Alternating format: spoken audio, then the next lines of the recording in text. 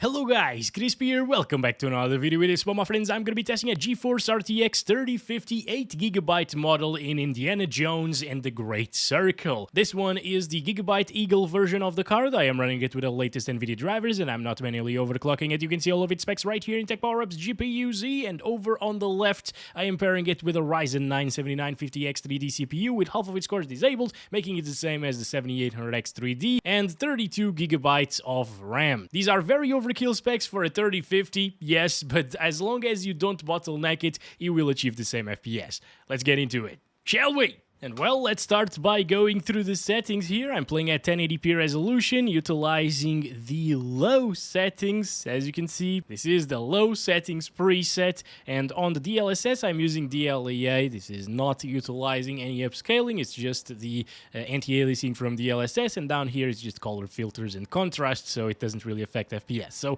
1080p low settings to start this off. And right away, I can tell that they actually fixed the frame time issue that we were seeing with the RTX 4060, as well as a little bit on the RTX 4090. So I'm glad that that frame time is a lot flatter this time around and not as stuttery. Previously, it was like a little bit thicker of a frame time line, you know, on the graph there, and it didn't feel as smooth as it does right now. But all you needed to do was lock the FPS and then it would become a flat line. It's closer to what we're seeing right now, you know, like previously. So anyway, most of the time now it's going to be a pretty smooth and stable experience. VRAM allocation and usages are all right here at the low settings and 1080p resolution. And if you want a 60 FPS experience without enabling DLSS and so on, well, this is it, basically. You'll need to utilize low settings with the RTX 3050. And you know what's a big shame, guys? The RTX 2060 is a lot faster, usually, than the RTX 3050, you know, like 15% or something like that, 20% in some cases. And in this game, the 2060, 6GB model that is, it can't even launch it, as I showed in my previous video, which is about, like, what, a minute in length, or like 2 minutes in length. Yeah, it's a very small video because the game just crashes on the 2060 and it's not able to launch on that GPU, which is a bit of a shame because in terms of raw performance, that's a faster GPU than the 3050 is, again, and it would be capable of achieving good FPS, but that VRAM is just a limitation here. In this game, you need 8GB minimum of VRAM, and the thing is, the textures aren't really all that impressive, you know, like, they look good, most of them at least, as you can see, but then there are some objects that leave something to be desired in terms of texture quality, and yeah, I feel like there are games with higher resolution textures that consume a bit less VRAM, that's for sure. Not recent ones like 4-year-old titles and stuff like that, but you know what, at least you can play it on the 3050, even though the game requires hardware ray tracing. That was a little bit haunting, I think, especially after seeing the system requirements. You know, you might think, yeah, 3050 has no chance running Indiana Jones, right? But no, it actually is running it okay-ish. Actually, not even okay-ish. This is a completely playable experience, and it can definitely be very enjoyable, but it's still low settings, right? So, yeah. It could definitely... Whoa, we got a little bit of a stutter over there. But yeah, overall, this is a very playable and alright experience on the RTX 3050. And if you really want to play the game on this GPU, you can. Now, if you want higher frame rates, there's always the option of playing with, like, quality DLSS over here. So I'm just going to set it to quality. This actually defaults to auto DLSS, and that's quality at 1080p. As you can see, now we're up into the 90s. VRAM allocation went down slightly to 7,300 megabytes right now. Not bad. We're far away from reaching those 8 gigabytes of VRAM usage. And here... yeah, it's a lot smoother of an experience with the DLSS quality. You can definitely enjoy it a bit better here. There's still a little bit of fluctuation and variation in that frame time graph though, which I'm not liking too much, like those little tiny spikes, maybe loading a new area and stuff like that right now, for example. Yeah, if you lock the FPS, they will be gone. Okay, so I still would recommend you to lock it, in this case of DLSS quality, at 1080p, probably at like 70 frames per second, 69, you know, that would be perfect. And at 1080p native resolution with the low settings, I would lock it to like 50 frames per second, maybe 45 to avoid extreme scenarios when it drops from 50 basically, which shouldn't happen very often, honestly. But yeah, as you can see, no problems here running around the Vatican City, the first sort of like open world-ish area that you come across. Okay, that frame time is now becoming pretty similar to what we saw with the RTX 4060 yesterday, guys. That's exactly it, you know? So after a while of playing the game, that will happen. Sometimes, in some areas, I guess. As you can see. I want to see Jack, by the way, so we're gonna do that right away. All right, he's right there, guys. We can see him from here. Look at his ears there. Oh boy, so cute, so cute. Let's go up there. After we see Jack, I will be changing the settings, okay? Because I want to check it out on medium as well, and high, and maybe higher if possible. Hello, Jack, how's it going? So cute. Can you meow for us? There we go. Beautiful. But all right, let's go back to DLAA over here. Look at that. 69 FPS. Perfect. And I'm going to select the medium settings now. Okay. And this exceeds the VRAM available, or VRAM requirements, basically, because of the texture pool size, which is now set to medium. You got to play with that on low with an 8GB GPU. And the shadow quality is also on medium, but you can actually keep it on medium just fine. Okay. Everything else is set to the medium settings preset. DLAA is still enabled. DLAA, okay, no, not DLAA. Sometimes I see that comment. I'm gonna completely restart the game to fully apply the settings, and we'll be back soon testing it out. And here we are, back at it with the medium settings. Not much has changed in terms of graphics compared to low settings. It's a little bit prettier on medium, but it's not game-changing. Actually, even if you set it to maximum settings, it doesn't make that huge of a difference, you know? The shadows do look a little bit better now, but the shadow draw distance is abysmal, even at the ultra setting or like supreme setting on shadow. Actually, shadow quality has ultra as its maximum. So yeah, even if you max out the shadows, the LOD on that is terrible. Anyway, yeah, around 60 FPS. Sometimes it has those bigger stutters happening once in a while. It's okay. It's not amazing. Can I actually hit the pigeon? No, we can't. We can't kill anything in this game. It's annoying. Well, yeah, those little stutters that you're seeing there.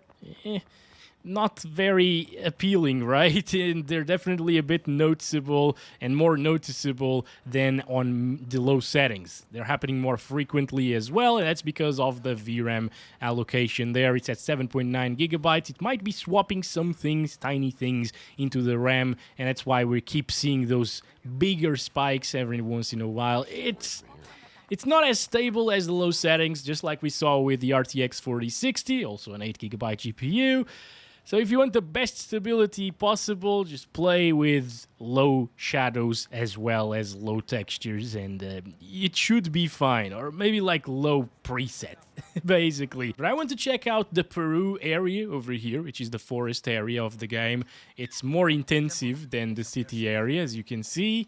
Down into the 40s now, instead of close to 60 FPS. Basically, vegetation is very intensive in every game. Stuttering quite a bit more as well.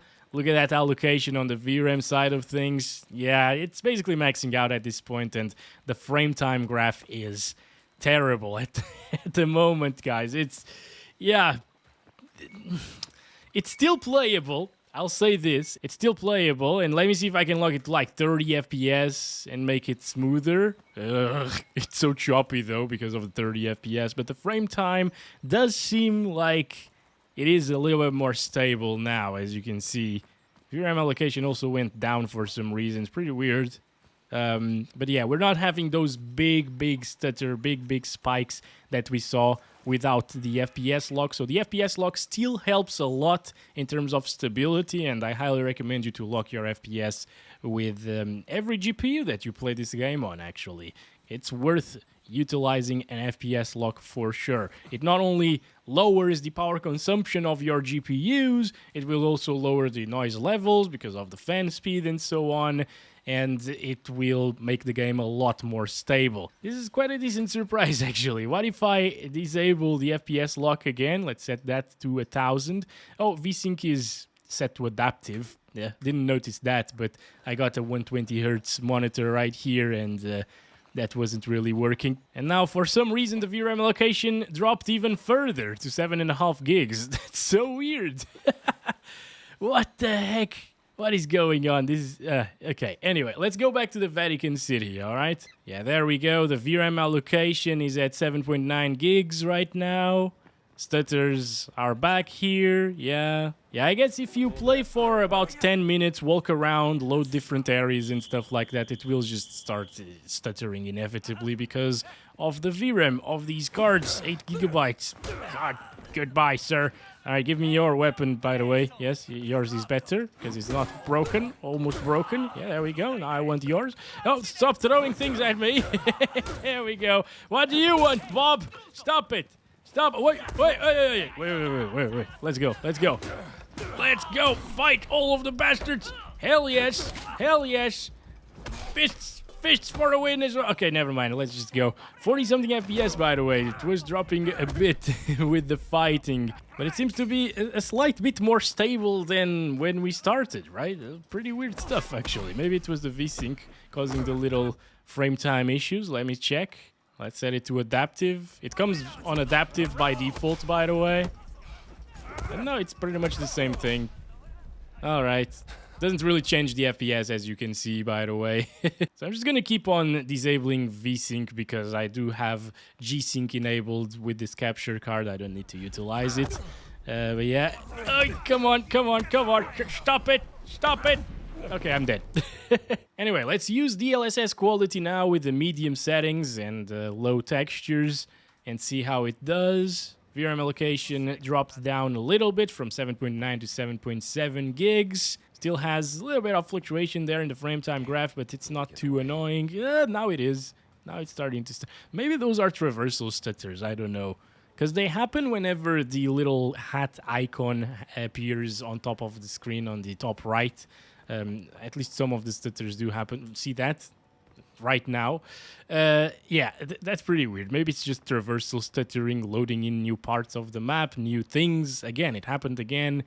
And it's not due to the 8 gigabytes, but it was smoother, I think, on 3060 12 gigabytes. So, I don't know. Let's just keep on going. This seems like it's going to be a playable experience. Again, if you don't mind playing with quality DLSS at 1080p resolution, I'd highly recommend you to do so because it smoothens the FPS by quite a lot. We're now getting like 80s, 70s, pretty good stuff. Can I drop down there without dying? Wait a second. Yeah. Yes, I can. There we go. Didn't even lose a full health bar. Good stuff. I got 3 health bars, by the way. Maybe you can take my confession. I will take your confession now. Goodbye. You have been a very bad boy. What do you want?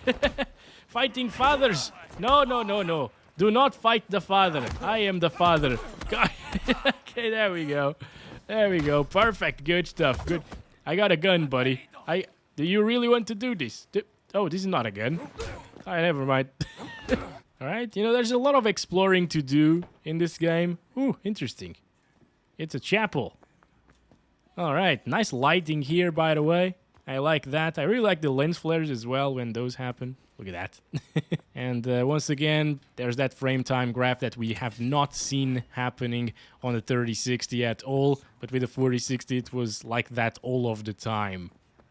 Yeah, I don't know, guys. This game just becomes a bit inconsistent after you play it for a while, it seems. At least on 8 gigabyte GPUs, that is. Anyway, I'm gonna stop it there, guys, and this is playable, obviously. If you're wondering, with DLSS quality here in the woods area, it actually goes up to 60 frames per second, so pretty decent stuff, you know. On the 3050, it can actually handle it with 60 FPS, as long as you play with DLSS quality, as you can see, and even on medium settings. But the thing is, from low to medium settings, there isn't a big difference in terms of FPS. Actually, there isn't a big difference in terms of FPS from low to supreme settings. Still drops a little bit into the 50s, by the way, over there. But yeah, even if you max the game out, there isn't a huge difference to performance. I'm gonna stand here by this bush and look in that direction, and we're getting 75 FPS. This is with DLSS though, so I'm just gonna use DLEA again, and we're getting 55 FPS, okay? 55 frames per second with medium settings, low textures, and medium shadows. Now, I'll go up to supreme settings preset, okay? But I will keep the texture pool size on low, as well as the shadow quality on medium, because otherwise you run out of VRAM and it starts stuttering like crazy and it's unplayable. But everything else is maxed out, as you can see, with the LAA. And I will restart the game and go back to this exact same spot, okay? And you'll see there's not a big difference in terms of FPS. So this is it, guys. We're back here in the jungle area. Let's stand by this bush again. Look in that direction. We went from 55 FPS on medium to 51 FPS on supreme. Obviously, textures are still the same on low, and the shadows are also still the same on medium, but everything else is not intensive at all in this game. It's crazy. It's insane. Obviously, when the path tracing update comes out tomorrow, it will be a lot more intensive with path tracing, and that's the reason why I'm testing 3060, 4060, and the 3050 before the path tracing update, because honestly, you shouldn't really use path tracing with these GPUs, and you should just use the settings that I am using in these videos. And yeah, it's stable, it's playable. If you want to play the new Indiana Jones game, you can do so absolutely fine with 3050 with these settings, and these are the settings that I would recommend you to utilize. Maybe these or the DLSS quality as well, if you, again, don't mind the look of the DLSS quality at 1080p resolution. This way you can actually achieve 60s, as you can see. It will likely drop, yep, there we go, into the mid-50s, but it's definitely going to be a little bit more stable of an experience. It also lowers down the VRAM allocation by a couple of 100 megabytes, and it's just a little bit more stable overall, basically. But let's go back to the Vatican area and check it out here, guys. It's still with DLSS quality, but now supreme settings. 7.8 gigs of allocated VRAM there. It's still going to be pretty similar to what we experienced so far. Again, like, there is not a huge difference between low and max settings, both in terms of performance and visuals at the same time. You can tell it looks a little bit better than the low settings did, obviously, but it is not a night and day difference, really. You know, there are so many... Oof, start stuttering like crazy over in this area for some reason. It's really weird. But there are so many graphics presets in this game. Low, medium, high, ultra, very ultra, supreme. Yet the difference between all of them is like, what, 1 FPS? That's crazy, right? There should be a bigger difference there, and I think the ultra high, or actually very ultra and supreme settings should look a lot better than they do at the moment in this title, without the need to go up to path tracing. I just feel like the settings that we're playing on right now should be medium settings. Quite honestly, they provide us with 10 less FPS, I guess, than 1080p low settings. And they also look a little bit better than 1080p low settings. And yes, these two are set to medium and low, but with the 3060, I had everything maxed out. Shadow quality set to ultra, texture pool size set to this one right here, very ultra, not supreme, and it didn't look that different from what we're seeing here. Yeah, textures looked a little bit better maybe at the distance, and the shadow quality looked a little bit better as well than what we're seeing right now, but overall, the look of the game was largely the same on supreme or medium or low. So I don't like to see that. Anyway, I think that's been it for this one, guys. Either play with these settings that we're using right now or with DLSS quality on top if you want 60 plus FPS all of the time. And yeah, 3050 does provide quite a decent and playable experience overall. And again, I wish that the little stuttering issues that we keep seeing in this game would be fixed as well. That would be great. But yeah, that's been it. Thanks very much for watching. Dropping into 40s here, fighting these bastards. I'll catch you in the next one tomorrow, playing with path tracing finally. And as always, love you all. Bye-bye.